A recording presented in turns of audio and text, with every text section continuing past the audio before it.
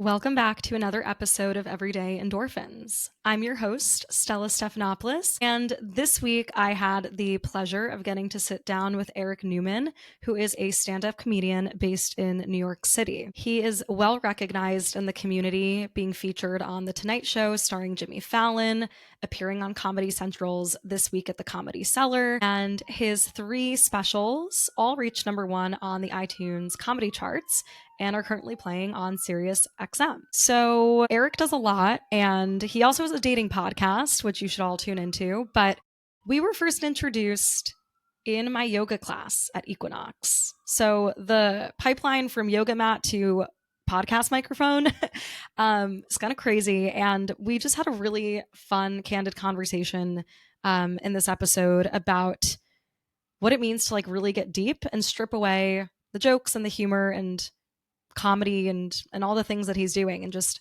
really understand like the nature of human psychology. Why are we so obsessed with finding out the meaning of life? And we also dive into the psychology of dating and how it's hard in modern day to be a man and what it means to be masculine and the challenges with dating. It was a very interesting conversation, a lot for me to think about. So I'm really excited for you all to tune in. But before we dive into this episode, reminder to like, rate, and review this podcast on whichever listening platform you prefer. And make sure to subscribe to Everyday Endorphins on all the social platforms so you can stay up to date with episodes, events, activations, all the things. All right, let's get into it. Hi, Eric. Thank you so much for coming on to Everyday Endorphins. It is so wonderful having you here today. Thank you so much for having me, Stella. I appreciate it. I just want to start by saying that this is the exact spot where I do my weekly therapy session. So I don't know what's going to come out of me today. Wow. Okay, no pressure for me, but this is also the exact spot where I do my therapy sessions, which I Wow. have in like an hour and a half. So Oh my this God. might be like we're just like soft diving into what's to come this week for the Can two we of us. just stay on? Can myself and the rest of the viewers just stay on, sort of bleed it into your therapy session, just see what happens? Yeah. Yeah. I mean, I feel like some of the things we're going to actually talk about later tie into what I'll probably bring up to my therapist this Perfect. afternoon. So Great. this is kind of like the perfect prerequisite or, bleed into our I'm going to be talking about later today. Separately, I'm curious to hear how you feel being behind the metaphorical mic now virtually with me after your first introduction to me being at the Equinox Hudson Yards yoga studio where I was your instructor. Are Let's you talk about trying that to, pipeline. you just want me to tell everybody that they should take your yoga class? That's basically what you were Yes. just getting at. Which Yes. by the way, I do think they should, because I really enjoyed it, and I had never taken your classes before, and I'm kind of like a lost soul when it comes to yoga. I just kind of like Mm. just randomly take classes and show up at times that work in different locations or whatever. Mostly Hudson Yards, but yeah, I was really pleasantly surprised at how great your class was. So not surprised, I just didn't know, I didn't know you. So Thank you. Well, okay, appreciate the compliment. That means a lot as a yoga instructor. Like, it's important for me, especially for people who are like kind of first getting into it or maybe are more resistant to the practice. Like, if I can create a positive experience, that's a win. So I'm very happy to hear that. But I was like, not a lot of students typically will come after like come up to you after class and be like, that was so great. I really loved it. So as a teacher, it's like very validating and nice to hear getting that kind of feedback. So props to you for going out of your way to speak your truth. Like very appreciative of that. yeah, no, it was great. And the other thing is, like, just in general, I think people, I hate, and like obviously as a performer, like we thrive off of good energy. So like I hate that more people don't do that. Like I noticed that even like in comedy, like comics are just so like sometimes hesitant to like just compliment each other because it's like weird and you gotta like whatever. But if I like love a joke, I'll go right up to somebody and be like, I love that joke, or like that was a lot, or like great set or whatever. But like I feel like, yeah, I don't know. I just feel like a lot of people in general are like a little, they're shy, and I think like even if it's like to say something nice, sometimes it doesn't feel worth it to people. But like again, when you're on the receiving end of it, it's sort of like everything in that moment. So I think yeah, I try to be that person because I know how good it feels on the other end, you know? 100%. And it's interesting because I don't understand why a lot of people feel like there's an obstacle that they have to overcome to just be nice to someone else or just to like say one small kind thing. Like, why does it feel so hard sometimes to just put yourself out there and strike up conversation with a stranger? Like, I mean, maybe we're both very, like chatty people and like very outgoing. So perhaps it's easier for someone like you or me.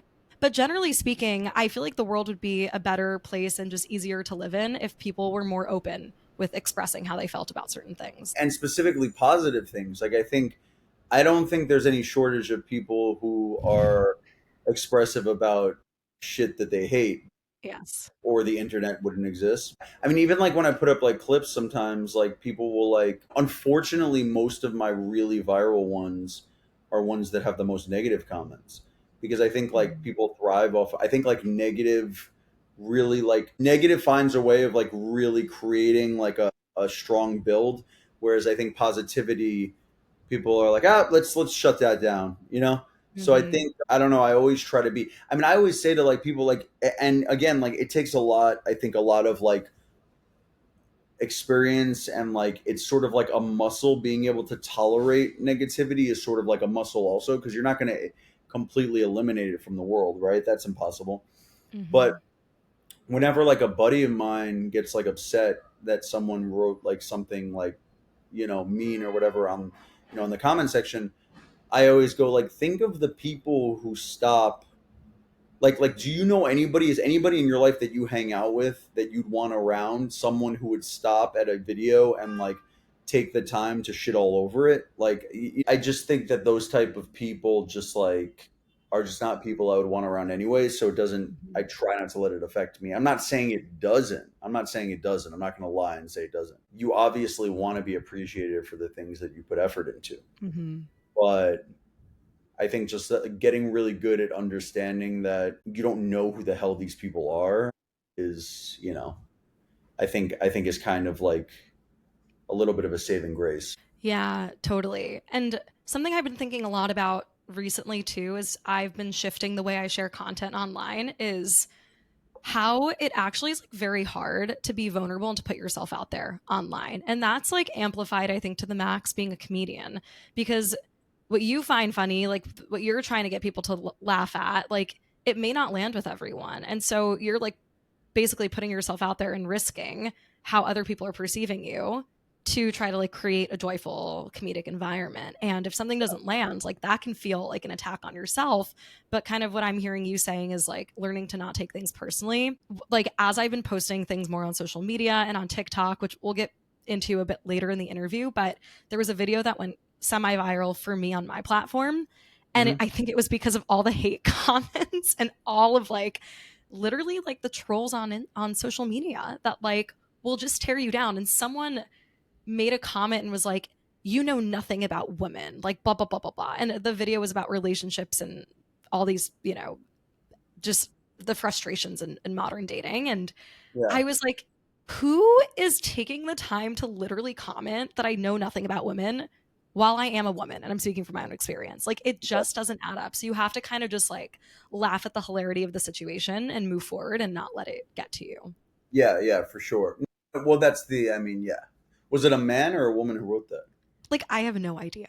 Yeah, yeah. Well, it's good that you didn't investigate. You're already like 5 steps emotionally ahead of where I was when I started posting stuff, because I would like look, like click on their profile, find out where they lived, research the place. Like just so unhealthy to like go to waste any energy at all on these people is insane. And that's not to say that I don't appreciate a lot of the people on the internet, because a lot of them are supportive and have like helped my career immensely. But like, you know, there's just, I don't know, like at the end of the day, it's like the internet is kind of just like a black hole that you're just like feeding content to, and like who knows why one goes viral and one doesn't. Like some of the best stuff I've ever posted, I swear, like has just gotten like very little movement, and then like Mm. some that and there has been some relationship between quality and like, like widespread, distribution and whatever. But like, I don't know. Like, I just, again, like, right, the one that went semi-viral for you was one that had like a lot of negativity on it, and so that Yeah. kind of is a good. It's sort of just a good representation of what fuels people, and that is negativity. Controversy, I think. It's like polarizing emotions. People wanna people wanna have a reason to get mad and argue. Like Mhm. eh, I don't want to argue. It's like relation. It's like kind of how I treat relationships now. I'm like it's good to debate and it's good for us to like try to see eye to eye on things. But like I don't want to get into a yelling match with you. Like I'm Mhm. just not. It's just a waste of energy. I don't want to, and I don't like feeling those feelings. I don't like feeling. You can process things, and you should feel things, and you shouldn't prevent yourself from feeling things. But you also don't have to get into screaming matches with strangers. So Yes. it's like where's the cutoff? I guess, right? 100%. I wrote a Substack about this idea a few months ago, and the concept was like learning how to sit with an emotion and not become it. So anger, it has like a very powerful effect on us as humans. Totally. It can feel like you can like fully feel anger and become anger. It's so easy to let anger overcome you, right? But there's a difference between just noticing like, yeah, I feel angry, like this thing happened and the emotional byproduct that I'm experiencing is anger, but I'm not going to let that be the lens through which I see the world and just act with anger every single day. But it's so easy to, it's like we live in this world of convenience and we're not willing to put in the work of like developing that self-awareness and like emotional toolkit to learn how to de-identify from our emotions because it's just so easy to like sit and linger in them, you know. I like de-identify. I really like that one. You should read the Substack. I I dive into it more there, but it's, I mean, it, yeah, when you like de-identify from an emotional experience, you don't let that become like who you are, right? yeah. So life, things happen and you can't predict what's going to happen all the time, but if you, I think, learn how to just like take a step back and have this objective perspective of how your life is going and what's occurring, you can make more informed decisions because you're not like fully in it. You're able to take that step back. Yeah, no, I totally agree, and that's also what yoga helps with, right? You know what I'm always so amazed by is how almost any yoga class I take, it's like mass majority women, Mm-hmm. and not that there aren't men who join, and sometimes I'll take a class and there'll be like four or five other guys there, but I am continuously amazed that there are not more men because I think that men would actually benefit given how unemotionally aware the average man is. I I'm have so much to shocked. say about this. But the other thing is I'm not shocked because if they were more aware, they would go to yoga. Like it's almost like it feeds itself. So I don't know. All I know is that yoga is great for mental health. It's great for exercise, and it's great. So like my therapist who I love very much, she signed me up for this coherent breathing class one time. And then now I've been into coherent breathing, which I actually skipped today. I have to do it later, but I do it every morning for 10 to 15 minutes and then at night for 5 to 10 minutes. It kind of teaches breathing wise, it teaches sort of the same thing that yoga teaches, which is just sort of like you have to breathe no matter like yoga teaches like no matter how hard and like a poses or a stances, you have to keep breathing through it. And so I think that like you were saying, that's sort of like how we should be handling life every step of the way. But I think some people don't have the ability to try or will to try. And I think that's why there's all this fucking back and forth that Mm. sort of seemingly never ends. I don't know if that made any sense at all, but it's It just one of did. my many rants that I will probably go on before 4 o'clock. No, it made complete sense. And like, this is what I've been trying to say, like, especially to my male friends for years. Yeah, yeah. So, everyone who's listening, if you're a man or identify as a man, like, you should listen to this exact thing that Eric just said, because it is, for whatever reason, I think it's like I wish I had the answer actually as to why men are so much less emotionally attuned to Yeah. their own emotions than women. Like, I wish I had an answer. Yeah, I think men are more. I don't know. I mean, it's so hard to say. I started a dating psychology podcast, which I do by myself, and I've had one guest in 10 episodes so far. But I get very, very raw and very honest, and like definitely have a chance of pissing people off with every sentence I say. I feel like part of the reason why we're so divided is because people aren't willing to be fully honest. It's like they say in therapy, like you're not going to get anything done unless you're ready to be honest. Like I Hmm. feel that same way, just like sort of in society. Are we gonna let's just let's just admit that I don't want to turn this into a social or political commentary, but let's just admit that men and women are very, very different beings and that that's okay. And that doesn't mean that one is better or worse than the other, but that we, on average, have certain strengths and weaknesses, you know, and that we need to bridge that gap by being honest about those things and like talking them through and like helping one another, specifically in like romantic relationships, to sort of like become the best version of ourselves. I don't like that people have taken a very lazy approach of just like we're the same. Like I think like obviously that's like specifically in like, modern society, I think that's sort of been thrown around a bunch, and we're not the same, but that's good. you know Yeah. if we were the same, we would be attracted to one another. And we're not meant to be the same. I really love your perspective too on women and men should help educate each other about how we're different and like learn how to work together. Like, that's conflict resolution. That's communication, 100%. skill and, sets, and right? that's the issue with sort of what I'm having, particularly the younger generation of people. I think are just like trying to pretend that doesn't exist and saying like we're all the same. It's like no, we're not, and like we never will be, and pretending like we are, and saying. And the other thing is that's misconstrued a lot too is like just because we're not the same doesn't mean that men should make more money. It's sort of we're in a society now where it's like you're either with them, you're either with us or against us, and like I don't know what Right. with us or against us means. Like I'm taking everything on a case by case issue. We can be different but also equal. So like I don't know Hmm. where that disconnect has sort of come from, but yeah, no, I don't know. I feel very strongly about all this stuff. That no, but that's okay because this has been also very top of mind for me. I think in this day and age, it's actually very hard for men to feel masculine because of Yeah, like how we become so polarized between equality and this and that.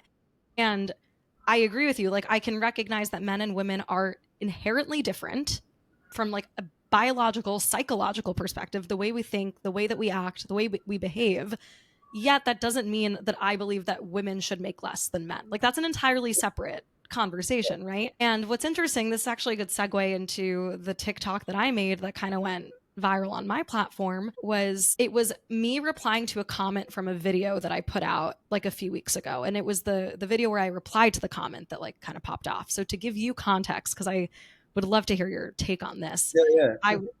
I was traveling to Copenhagen earlier in September, and I was Awesome. out at a wine bar with a friend, and a guy came up to us, and he very confidently, very calmly approached our table and turned to my friend and was like, "Hi, I saw you from across the way. I was curious if I could have your number." Great. And he Love it. wow, Love it. Love it. love it. My friend is engaged. So she kindly says, "Thank you so much. It's very, very sweet of you. I actually am seeing someone, but I appreciate your confidence Yeah. and coming up to me." And he was like, "Of course. Like, you seemed like my type. I figured I would just ask for your number."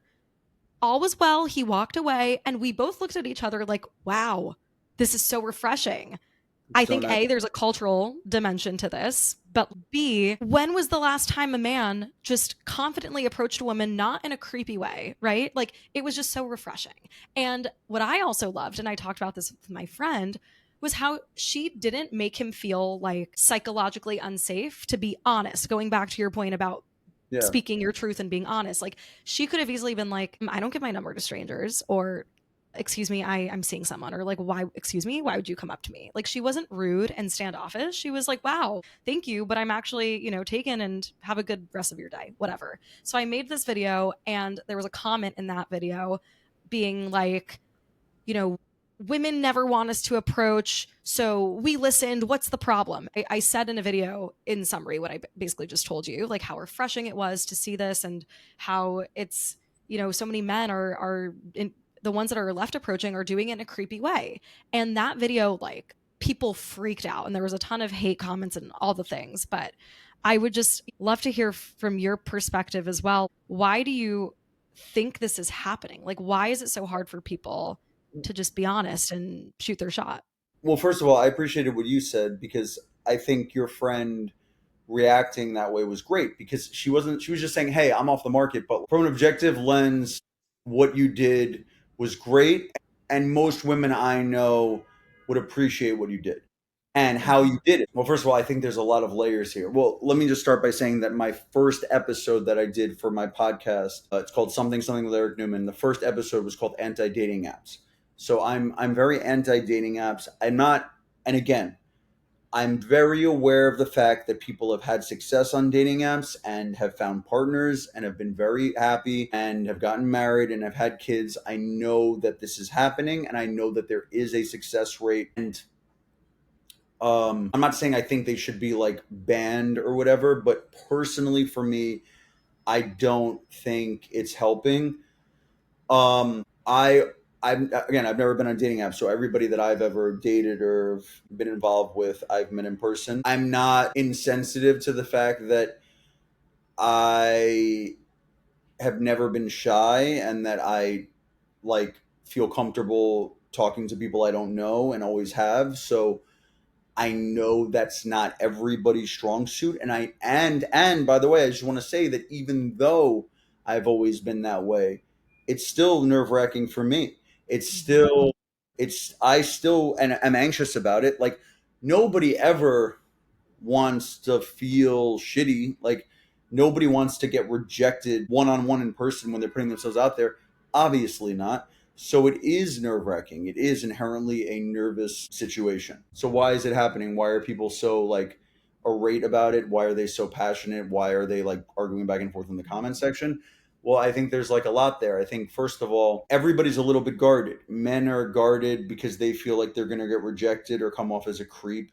Women are guarded because they've probably experienced creepy behavior before or have been in situations where they have felt unsafe or a guy's been too aggressive or and I'm not and again I'm not trying to ignore the fact that sometimes guys don't take no for an answer and that can get out of hand and become tense and uncomfortable and women don't really want to do that, especially when they're just like listening to music on the treadmill or like walking home from work, like or on the subway. I've approached women in so many different social settings. I've always tried to do it with like an air of like softness. Like I think that's a very important thing, and I think women, generally speaking, also react a lot better to something that feels a little bit of a softer approach as opposed to like aggressively trying to sleep with a woman, Mm-hmm. which is somehow sort of what guys, and especially at like bars and clubs, like the approach is probably never going to be perfect because when you're doing it in a situation where you're drunk or they're drunk or whatever, yeah, but like in a situation like what happened with your friend, it sounds to me like it was during the day or something, Yeah, and we were sitting outside. yeah, which is great.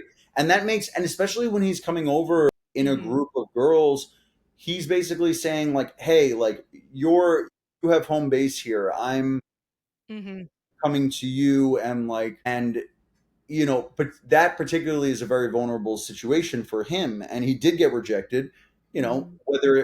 Whether she would have been interested or not without the other man in her life, who knows? But it's just a situation where he's outnumbered, and he's going out of his way to make her feel as comfortable as possible. If it were in reverse and he was with two of his friends and she was alone, that would make it feel a lot. It would put a lot more pressure on her, right? Because Mm-hmm. now, and you never know. I mean, guys are like fucking crazy sometimes.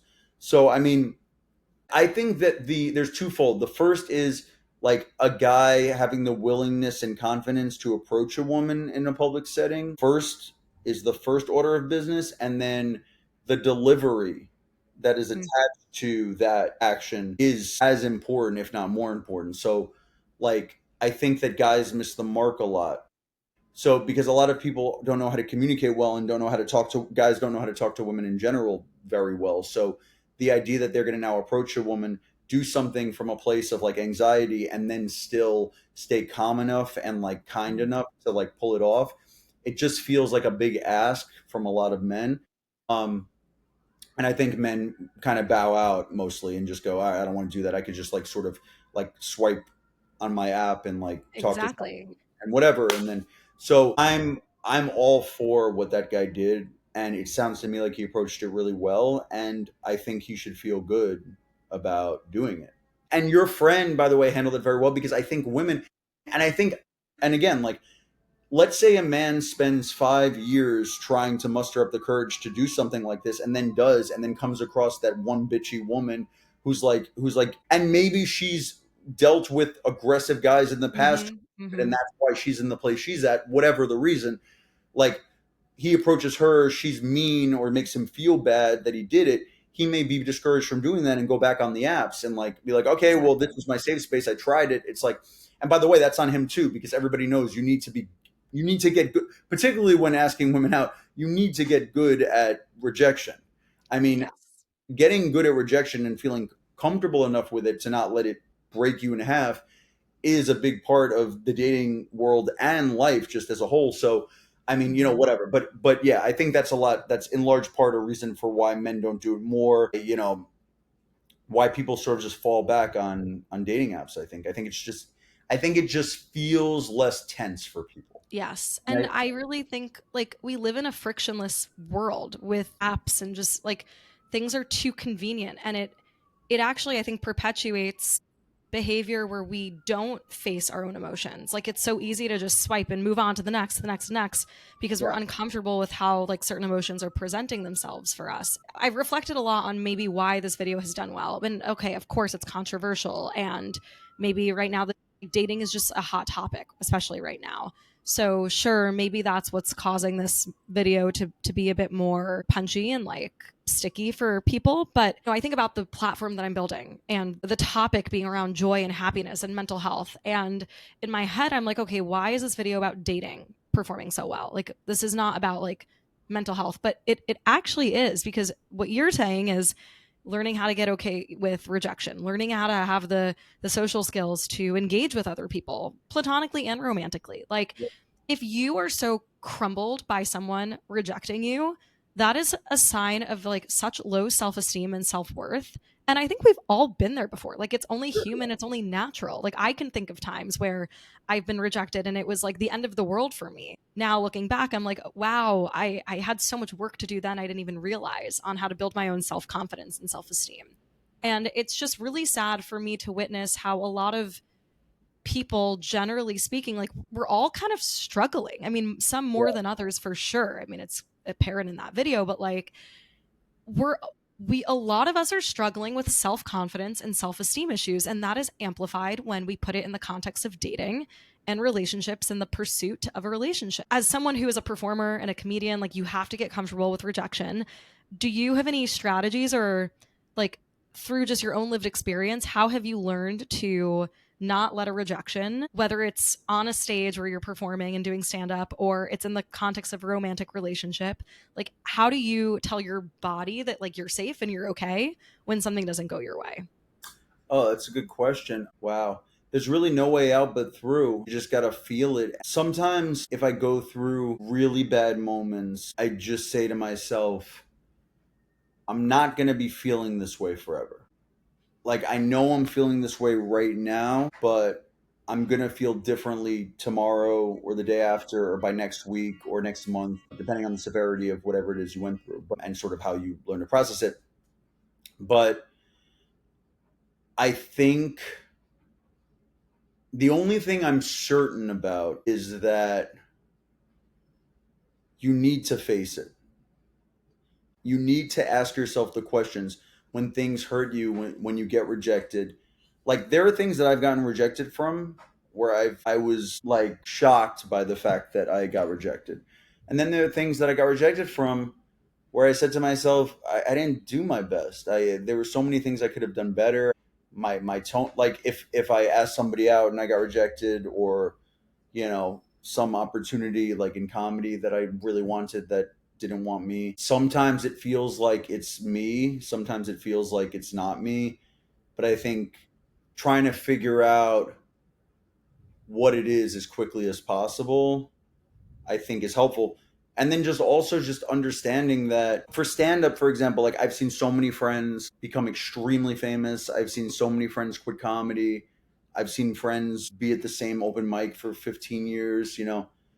I can also argue what success and failure mean. I think they're a lot more gray than Mhm. we try to categorize them as. But if we're talking about tangible financial success or whatever, in the 17 years I've been doing stand up, I've seen people on every end of the spectrum. The only thing I can say for sure is that you have to just get good at understanding that it's like it's never going to stop. And I think that there's some comfort in knowing that rejection will never stop.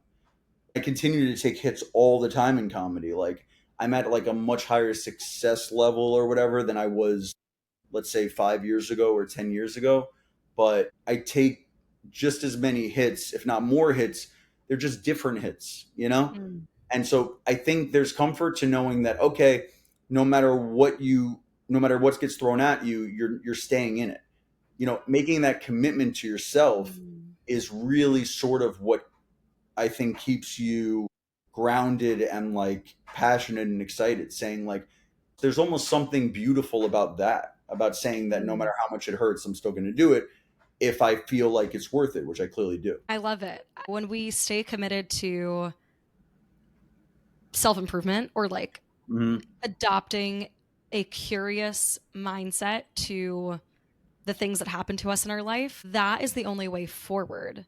It comes back to a point earlier that we were talking about. I mean, you raised this point, letting things flow through you. Like the only way through is like to feel, or I forget how you phrased it, but the only way to get through something is to just like actually experience it. And so I feel like we're wired to convenience. Like we're wired to crave comfort and familiarity. And it's the harder choice to sit with something that's uncomfortable and to get curious about it and to just build that resilience because we want to gravitate towards like the quick fix.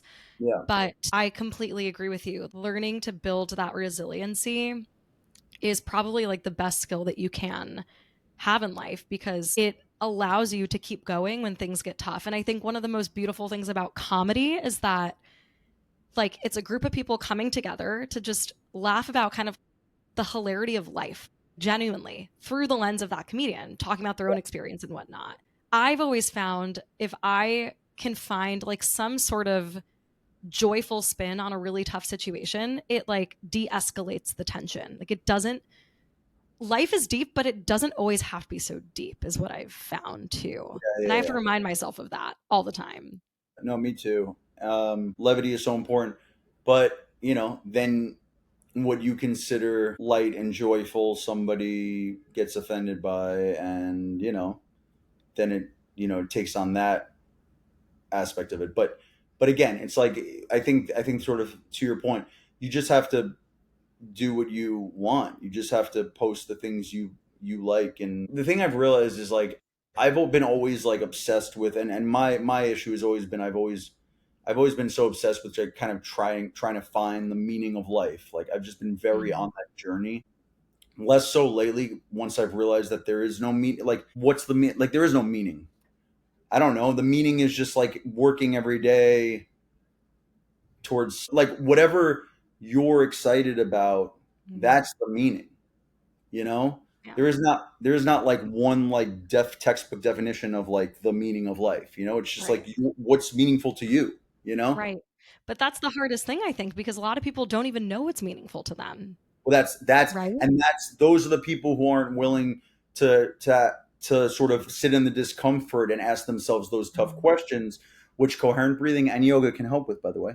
For example, like with me, like I just did an episode. Well, you said your parents are listening to this, so I'm not gonna get too into it.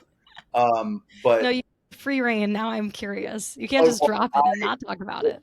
well, I was so I'm one of my last episodes of my podcast was how I'm anti-porn, and so that's somebody who's coming from like a long history of porn. Like it was like really like I would say I probably had some level of addiction. I don't know exactly what that means, but like for sure. And you could argue that like a lot of guys do or whatever, and there are women who also have issues with it. But like to me, that's like you said, like people are sort of just trying to get a quick fix and trying to distract themselves. Yeah. Porn to me was sort of the ultimate distraction. It was the ultimate distraction for like, trying to, actually create like a meaningful, sustainable relationship. It was a Mhm. distraction for, whatever work I knew I had to get done that was causing me anxiety or whatever. Like there's a lot to it. But I ultimately decided about 3 years ago. I mean, I had a quick relapse like 2 years ago, but now I've done 2 years with none. And what's interesting about it is I don't want to. Like it doesn't. There's Mhm. nothing appealing to me about it at all anymore. And I think that's the other thing. I think like answering those questions of, and I'm not like a very healthy human being. I mean, I try to stay in decent shape, and I had a slice of cake earlier, and like I like literally like 20 minutes before this podcast episode, but maybe because I was nervous about the talking to you, but I think just sort of more to your point about like you got to kind of be honest about what's important to you, and like I've taken a lot of time to sort of sift through those issues and try to figure out like why I do what I do. And I think all Mhm. of that stuff, I think not being afraid to ask yourself the right questions is really important. And that will lead to a more meaningful existence for you, whatever that is, you know? Yeah. So I don't know. I mean, just trying to figure it all out. I love that. I mean, I resonate with that point of almost being kind of obsessed with trying to figure out the answer to life. Yeah. I think that's also what started the podcast. I mean, it's just part of who I am as a person. And something that keeps coming up for me through the interviews that I do and just what I've learned is that the more we actually obsess over needing to be happy, the less happy we are. So Yeah. sometimes it's like less is more. We don't need to have all the answers all at once. And we don't even really need to, like, there's no perfect equation to happiness.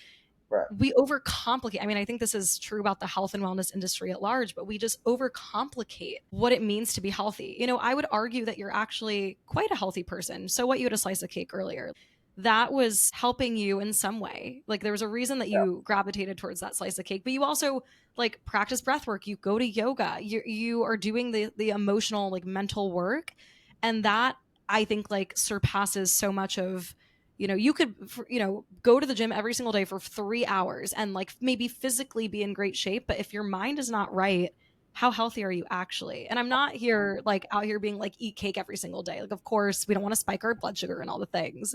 Well, what's interesting is like that, and this just occurred to me, but it occurred to me because of what you just said. You can argue that porn has some benefits. I mean, like there is good feelings that are attached with watching porn, right? All that stuff, right?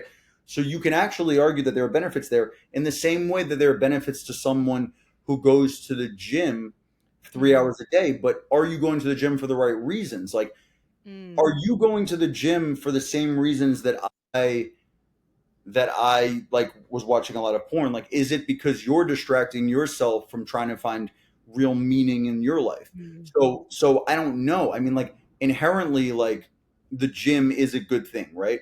You say to someone, "I'm going to the gym," they think, "Cool, great, that's awesome that you're doing that." We don't know exactly to why right, or what's really being accomplished or what it's right. distracting people from in their own lives. We Yeah. don't know. So yeah, I guess you're right. I will have that second piece of cake once we get off this. But Well, it's exactly your point. Like I believe like everything in moderation. And the minute that the intention behind what we're doing is either like not the best intention or we just don't have an awareness to what we're actually doing and why we're doing it, like that's when it becomes a slippery slope. So you can think about like people who even over exercise, like that's yeah, not healthy. Like a lot of like, especially with women, eating disorders like that comes from very, very low self esteem, a sense of like perfectionism, being hypercritical about oneself. Like, that's a lot of negative self talk that's invisible happening in your head, right? And, maybe you're opting for a salad over the slice of cake. So, objectively, yeah, that's healthier. But if your mind is like screwed up and it's perpetuating these really negative, self deprecating thoughts, that salad is not holding the same nutritional value that like indulging in the slice of cake would have for you. But it's interesting with the point you're making too about porn. I've never really thought about this, but like I think that when it becomes like an addiction or it's like it's oscillating on that unhealthy line, it's so easy to lean into the physical stuff as just an escape Sure. and to like make yourself kind of feel better about yourself for a split second, or like just to escape what's actually on your mind. And I think this is also where like it can get really difficult with relationships too. And when things are just like purely physical and devoid of any sort of like human to human like interaction or like consideration for another human. I think this is, maybe another hot take when it comes back to dating, but it's like, should a woman really like have sex immediately on the first date or the first few dates? Like, I think there is something to be said around like pausing on sexual advancements, and unless you actually know what you're getting yourself into with that And other by the way, person. there are times where people can meet on a first date, hit it off like crazy, sleep together, and then end up in a 6 month relationship. Like, Right. for sure. But in most cases, probably not. And, as much as I love sex, I put an episode out about how I actually think people should wait to sleep with one another. I just think that there's more and look, like, sexual compatibility is a huge aspect to a relationship, and I can't handle anybody telling me that it's not. I don't believe them. There's just no way. I think on average, This is a tricky one. women prioritize sex slightly lower than men do on average. I just think that women value emotional connection so much that sometimes the sex falls by the wayside a little bit. I don't think any man, like we said, men have just sort of a harder time being emotionally aware. I just think that but it's so easy for any guy to know how much they love sex. I mean, that's a very easy thing for men to understand. So I think like naturally, like that's just going to be like probably a higher prioritization on average. Again, like I know Mhm. there are exceptions and everything. Um, but I think the biggest flaw is I think that men sometimes mistake physical attraction for emotional connection and love, and I think sometimes that women often mistake friendship for more. And I think Mhm. like, Mhm. and I think that's sort of also like what we were saying before, like that's sort of sometimes where we miss the mark on each other a little bit. Those general statements, generally speaking, like I would agree with every single one of them from my own lived experience, what I've seen my friends struggle with, Yeah, yeah, women and men. Like I've sure. seen it all, and I 100% agree with you. I think that like well, let's do a part two when I actually figure it out, because I'm still very much figuring out the male brain, and to no surprise, it takes men longer to figure out their own brains because it just takes men longer to mature. So I think we're all on this lifelong journey of just like figuring each other out. But um, what really is refreshing also just through our conversation and like getting to know you in and outside of the yoga studio is um, your openness and vulnerability and willingness to kind of share some of these more like touchy topics. And my perception of comedians is like just kind of poking fun at everything and like not wanting to be serious and sit down and like actually have a Yeah, thoughtful conversation about this stuff. So just yeah. out of curiosity, like how do you balance like this part of your personality that is very thoughtful and like introspective with also the way that you do comedy and share stories and like create humor in a crowd? Yeah, I think it's the same tools that are being used, but I have a very serious side also, and I think it just comes from a place of being sort of always frustrated to some way in some way or the other in life. and a lot of that is self-inflicted. A lot of that is me just sort of desperately trying to figure things out and crack equations. I try to start from a place of honesty.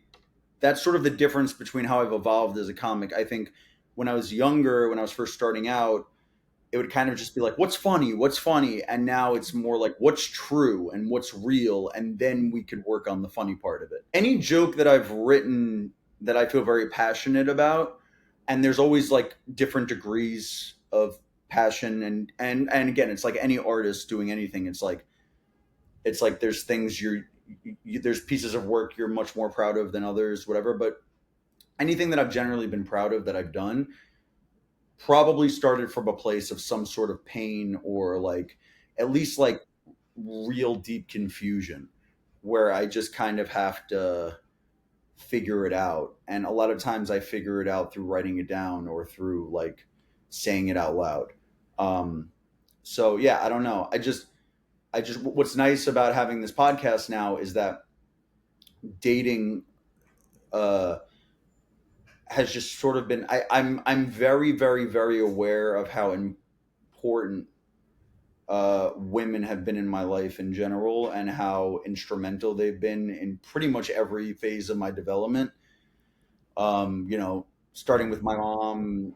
Women are You the know, best. Like, this is no, just women so are women are amazing, but you know, you're tough sometimes too. So it's like, in the best way, in the best way possible. But even situations I've been in that have sort of ended very negatively or whatever, like I still really appreciate them. I still truly like I was in a very serious 1 year relationship that went way too fast, and it ended horrendously. And like, I really look, and I was in so much pain, and it was the only like true like horrible heartbreak I ever had. And I'm up to this point. And there'll be more in the future. But I look back at it and I was like, truly like one of the best things I've ever experienced, because like it just changed me so much, and it got me to look Mhm. at things differently, and it made me more complete. I often think about it like, if you had to use like a comparison, like we sort of start out like in those like coloring books. There's just like sort of the stencil version of Mm. of the character, the Disney character or whatever, and you have to color it in, and every huge life experience that you go through adds a little more color to it. And Mm. so I felt like I just needed more color, you I know? love that analogy. And that's a good way to also, it ties back to what you were saying before. Like, you feel an emotion, but you're not going to feel that way forever. Like, you have this experience and it's going to shape you, but it's not going to define you forever. And it's just part of the broader picture of what your life is. And I do believe that like everything that happens in life is meant for you. And it's all a learning opportunity. Like, at the end of the day, things are not that deep. Shoot your shot, be honest, live with that value of honesty and move forward. I mean, of course it's easier said than done, but I love that reframe because we often push away the things that we know are hard. Like we mentioned earlier, it's just human nature, it's how we're wired. But how could life be better if we acted differently? If Yeah, we learn to invite that challenge into our life and be okay with it. yeah, completely. I totally agree.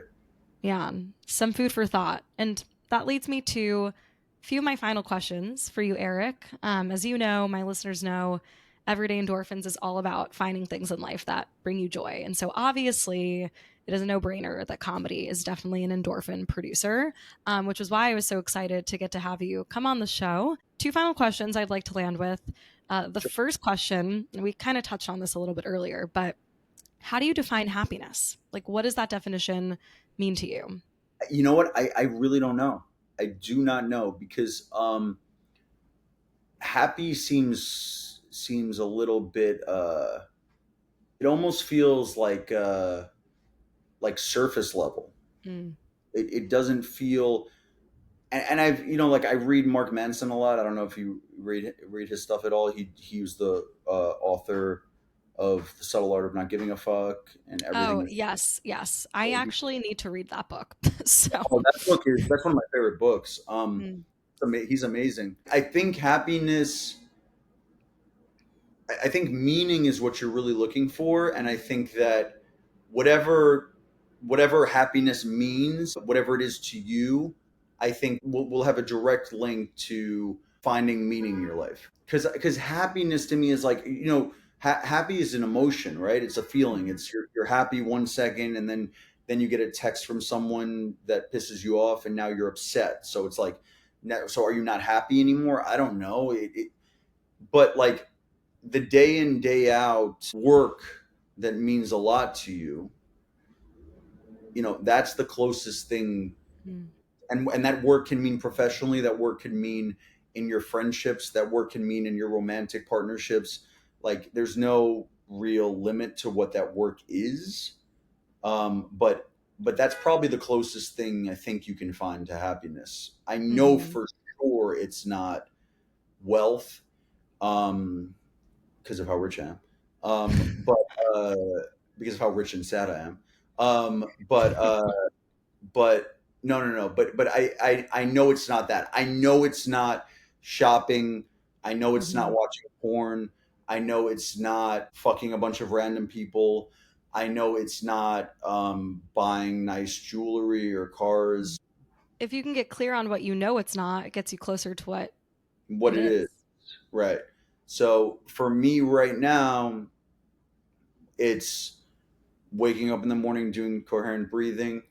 It's writing jokes, editing videos. It's doing stand up at night, being on stage in front of people and having a good time.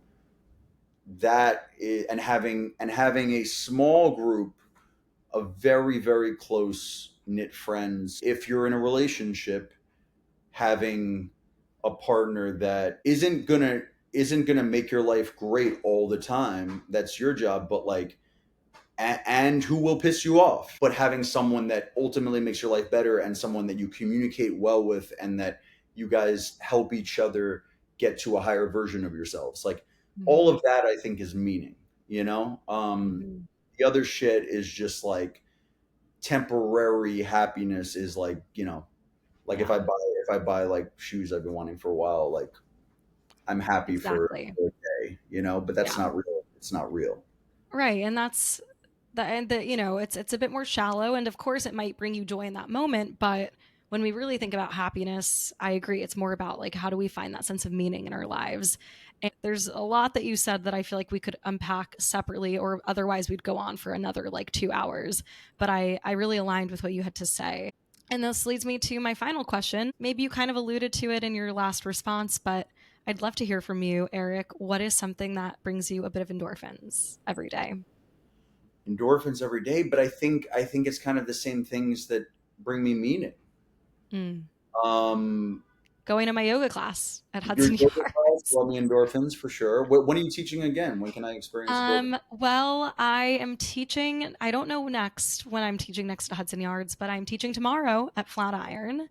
And oh wait, just kidding. I'm teaching on the 18th at Hudson Yards, October 18th, October 18th. which is a Saturday afternoon. Oh, you know what? I might. I think I'd be down for that actually. Yeah, come Yeah, on that over. More endorphins. I'm in the city. Yeah, cool. Amazing. I think Mark Manson said like maturity is making the things that are good for you feel good for you, which I thought Mm, was pretty good and also kind of speaks to discipline. I personally get endorphins from discipline. I think like not doing things that I feel are bad for me gives me endorphins. Uh, mm, gives me yeah. dopamine. Like knowing that I have that type of control over my own life. And Hmm. again, I believe me, I slip. I definitely slip. I think sort of like on a grander scale, I'm very aware of how I want my life Hmm. to play out on a daily basis. So I try to get as close to that as I possibly can, and that brings me those feelings. Oh yeah, that's a great response. I Someone else I interviewed shared how his endorphins come from discipline, and he is like a fitness trainer, like Yeah, super physically, just mentally, physically, all the things disciplined. And I was not surprised to hear him say that. Not that I'm surprised to hear you say that, but I think that like discipline doesn't have to just exist in the gym, right? It's like how you train your mind. Yep. And I think that's like very profound and something I'm going to think a little bit more about too after we finish this interview, because there's ways that I'm trying to practice more discipline in my life. Like that's the era I'm in right now. Is like, how do I get really structured on like what my goals are and showing up for myself every day to do those things. And I Yeah. think when you do that consistently, it builds self-efficacy. So love that response.